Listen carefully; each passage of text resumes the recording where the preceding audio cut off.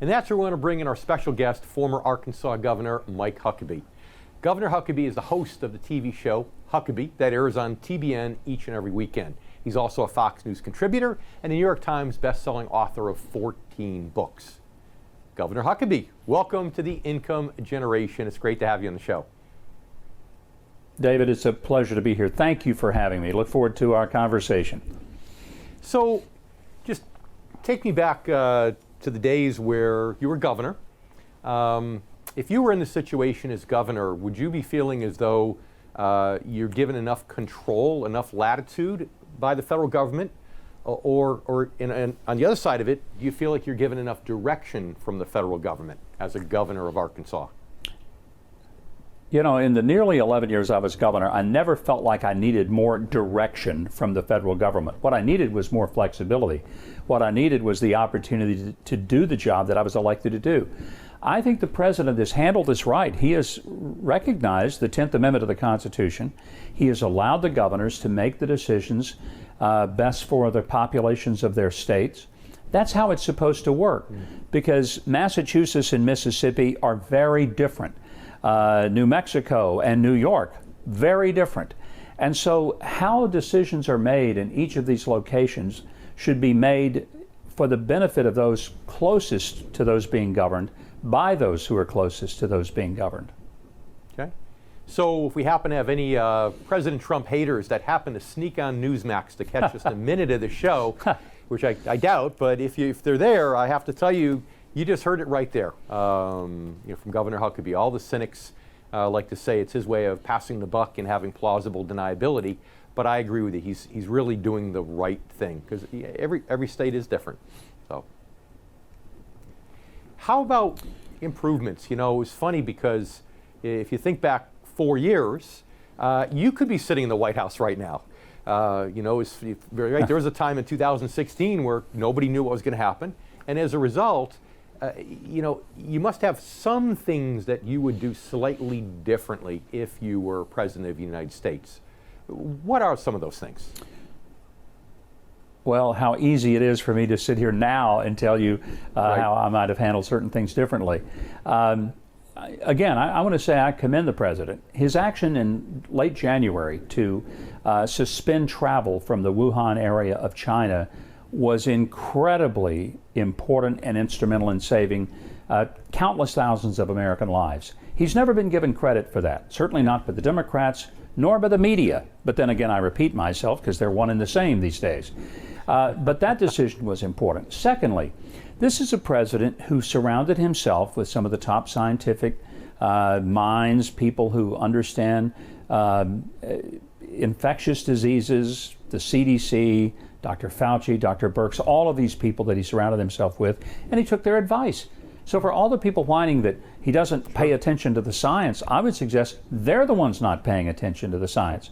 Now, in retrospect, should we have shut everything down to the degree that we did? Perhaps so, because it did flatten the curve, it did stem the tide.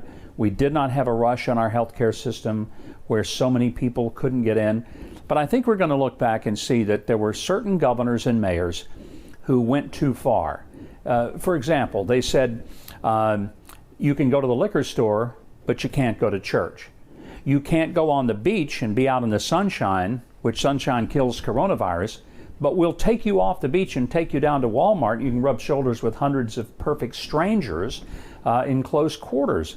Mm-hmm. So there were a lot of things that were done that were irrational, illogical, and I think the voters ought to punish those politicians who did some things to them that simply made no sense. A good example is in Michigan, where you had a governor that said that you could go to the hardware store and you could buy things off the shelf, but certain things you couldn't. You could buy, for example, some garden implements, but you couldn't buy seed. That kind of stuff is beyond ridiculous. Mm-hmm. So if there's any criticism I have of the president, and I think that's kind of what you alluded to, there may have been a little bit too much of a positive, everything's going to be okay, we've got this all under control at the beginning. I know the president very well. I understand where he's coming from. He's trying to rally people, give people hope, and not to scare them.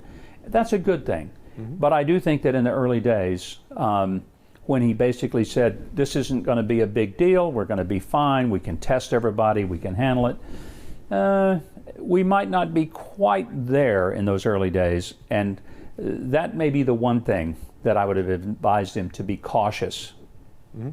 And 30 seconds left in the segment, but it sounds like the other thing, and that's a good point, thank you for that, but it sounds like the other thing is also that you might have given the states just a little bit more guidance from the experts, just so that some of these states didn't go as far off in left field as they did. Without putting words in your mouth, is that what I'm hearing? Pretty much so, although I think that you elect people to make decisions, so we shouldn't have the federal government dictating to the states. Sure. He did what he should have done, give them the guidelines, which they did, but some of them took it and they went a bridge too far. That's on them, not on the federal government or on the president. True. Good point. Like you said, the Constitution. Governor Huckabee, don't go away. We need to take a commercial break.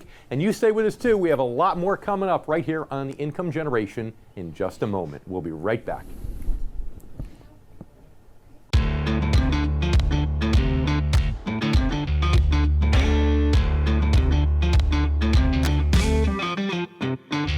Now it's time to bring back our special guest, former Arkansas Governor Mike Huckabee, host of the television show in his name, Huckabee, that airs on TBN, also a New York Times best-selling author of 14 books.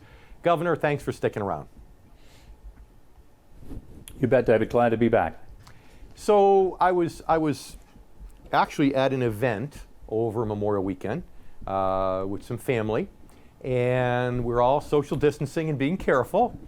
But they started to talk a little bit about some people whom they know that really are reluctant to go back to work. Even if they can, they don't want to go back to work because they're actually making more money now being out of work than if they had gone back. And I know you've been a little bit vocal about this. So tell our viewers your thoughts about this and what you would do if you were president to try to, what you think our government should be doing to try to fix this, and what employers could do to make this better. Well, David, I think people need to realize that Congress has to go back and tweak this assistance package. It was necessary to help people through the shutdown because they didn't lose their jobs because of anything they did. They lost it because the government decided to shut everybody down. So I realized that that was important. But the flaw in the legislation was that it did not create a connection between what they were earning and what they would be paid in unemployment. No one should make more money not working than they made when they worked. If you want to get equal to it during the period at which their employment is not existing, that's one thing.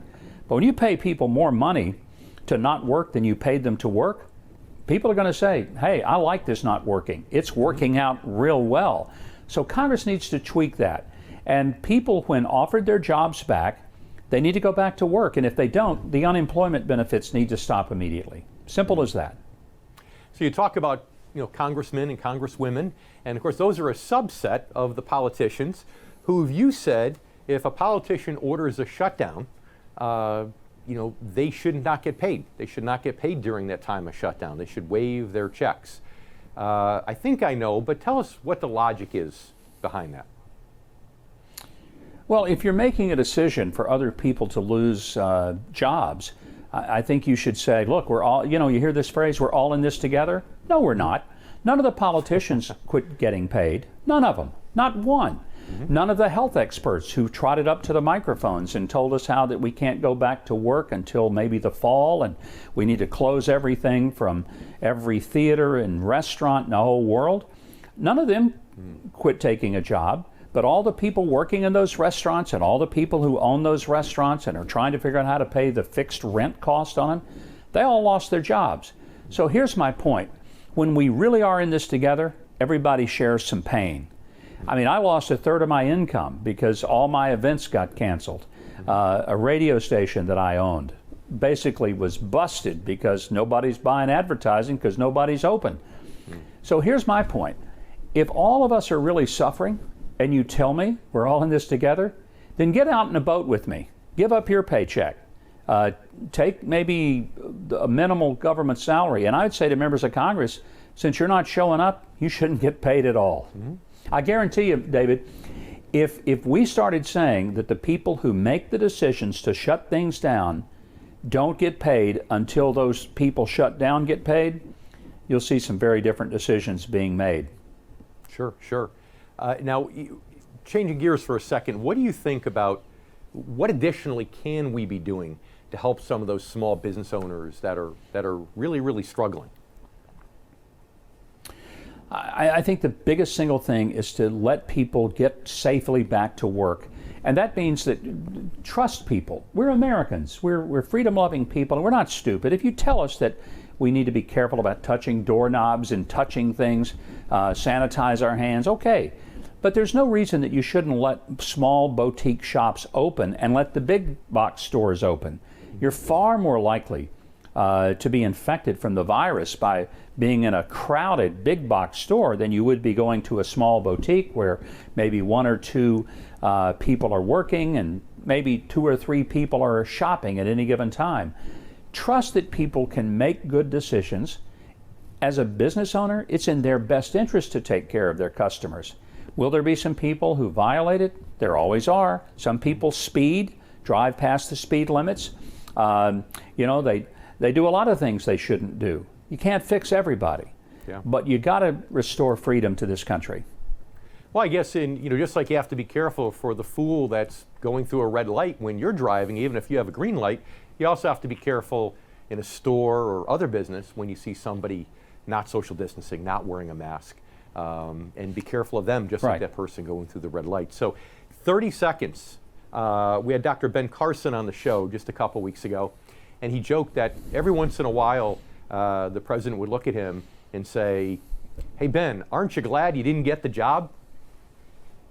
Have you ever thought about that yourself, or do you feel like I'd love to have the opportunity to show the leadership and to have done some of the same things the president's done? Well, I mean, I think every person who runs for president really wants to be able to do the job. But by the same token, I'm very pleased with how the president has handled things. And quite frankly, we needed somebody who is unafraid to fight any and everybody in his path to get things done for the country. He's done that. He's done some things sometimes awkwardly, not always artfully, but I'm grateful for the things that he has gotten done in deregulation, cutting taxes, stopping the unfair trade wars with China, renegotiating NAFTA. I mean, there have been a lot of things that this president has done for the economy that have transformed it. And thank goodness we went into this pandemic from a point of strength, not a point of weakness. It's interesting. Dr. Carson said the same thing. He actually said, the fact that the president's not afraid to be confrontational is great at times like this. He says, and frankly, I couldn't have been that person. That's not my personality. So we appreciated his honesty, and we really appreciate your time today too, Governor. Thanks so much for joining us. David, it's been my pleasure. Thank you so very much. And you stay with us too. We have much more to come right here on The Income Generation. We'll be right back. All right, that's a wrap. All right, very well. Thank you. Thank you.